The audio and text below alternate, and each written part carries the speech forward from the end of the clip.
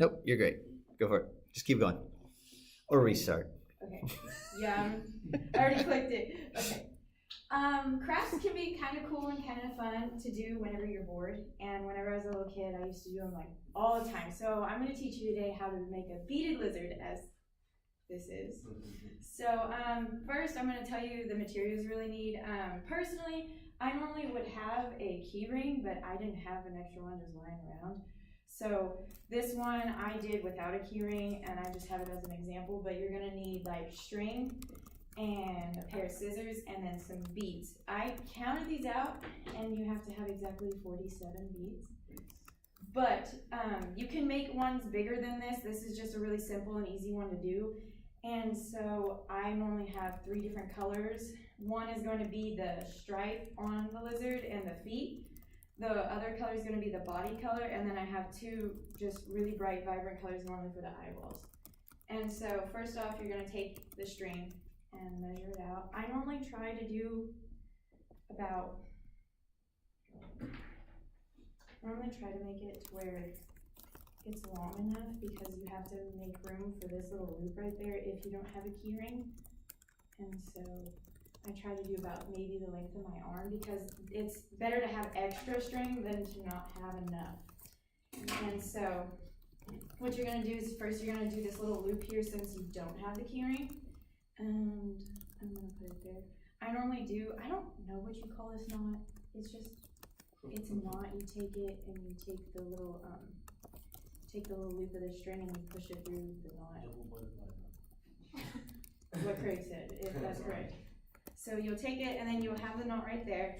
I'm gonna move a little bit out of the way. But the steps to make this are honestly really simple. I taught myself how to actually do this in one night. And it was just by looking at the one that I had received as a gift from a kid. And so what you're gonna do is you're gonna take these 2 strings, and they're individual to each other. You don't ever tie them again until the end. And so you're gonna take this first bead right here. I don't know if you can see that. Yeah, you're gonna take this first bead, and this hole right here, you have to take both ends of the string and string it through. So you have to string it through, and then you're gonna take it and you're just gonna pull it as tight as you possibly can. I get really kind of OCD about this, because if it's not on this knot straight, it'll bother me. So I'm going to go ahead and fix that. But really, that is all you do, like throughout this whole entire step. The things that's going to be different are going to be the feet. But after you do that, you're going to take it, and then you're going to take 2 more to make the rest of the body. This was the nose. And you can, literally, you can do it however you want. You can do whatever colors you want. This one's just a weird one that I did with white. I've never done white, personally, on a lizard. But this is the part that's in between the nose and the eyeballs. And so it's gonna be your actual, like, body color.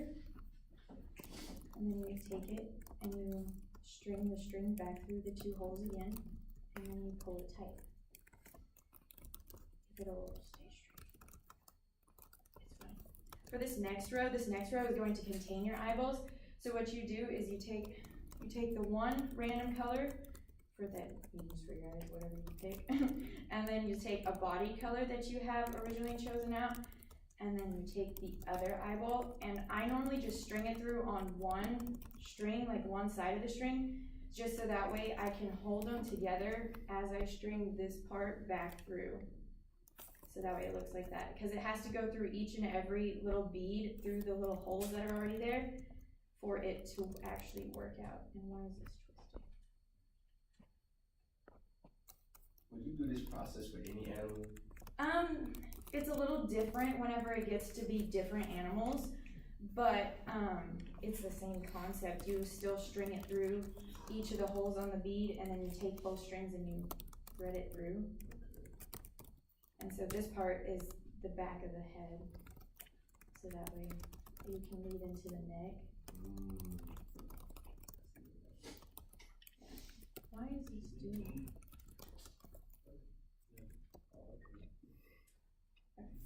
Here's that. Now we're gonna start getting into like his stomach. I personally do one row of the stomach first, and then I go into the feet. And you don't have to do it that way. It's not gonna bother me if you do it any other way. You can make it bigger, you can make it smaller, you can do whatever you like. Really, it's just all a matter of preference. And then for the stomach, I put the stripe in the middle of the stomach, and I have to have it to where it's like an odd number, so that way it makes sense to me. That's my OCD coming out. But you can pick whatever color you want for the stripe itself, and then you keep threading it through.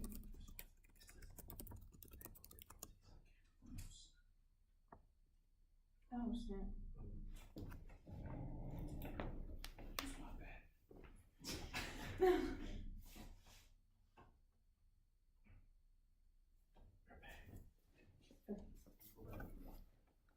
For the feet, you're going to take 2 body colors. Yeah, you can see that. You're going to take 2 body colors, and then you're going to take 3 colors that, personally, I match the toes to the stripe. You don't have to do this, but this is just what I do. And this is the most complicated process out of all of it. You're going to take it and you're going to thread it back through the only body colors. The toes are going to be looped in, and they're going to be held together by the body color right there. And so that way it looks like they're just little toes. You do this on the other side as well. You do it individual.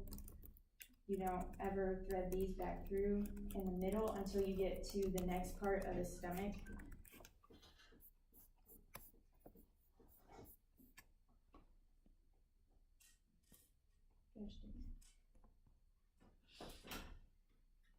And then you take the string and you loop it back through the body parts and well, not the body parts, the body color that you chose.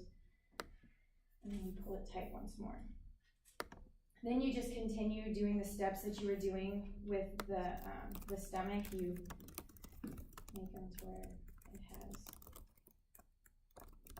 How old were you when you figured out how to do it? Probably about 7 or 8. I was just sitting in my living room.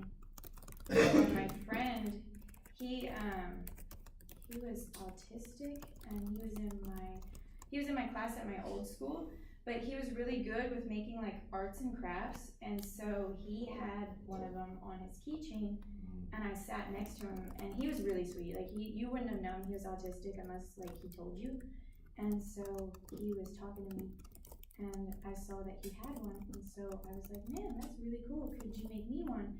And so he made me one, which I still have to this day, and I just wanted to learn how to do it. I know it's just messed up, I would have been bad. But you literally just repeat the same steps over and over again. It's kind of cool because not very many people know how to do this, and so whenever I go and I show people how, they're like, whoa, that's pretty awesome. And it's like, it's really easy to do. It's a lot easier than you would have expected, because if I just showed you that, you would have been like, how did you make that? So yeah, that is how I did that.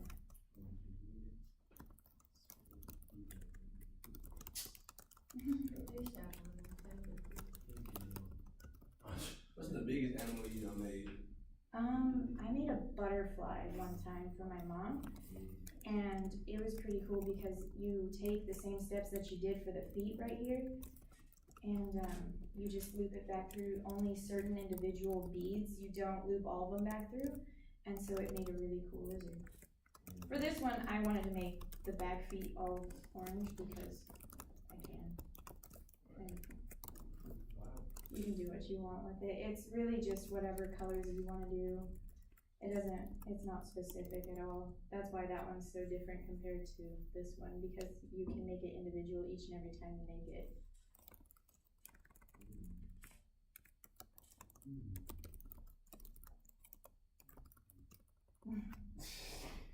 Alright.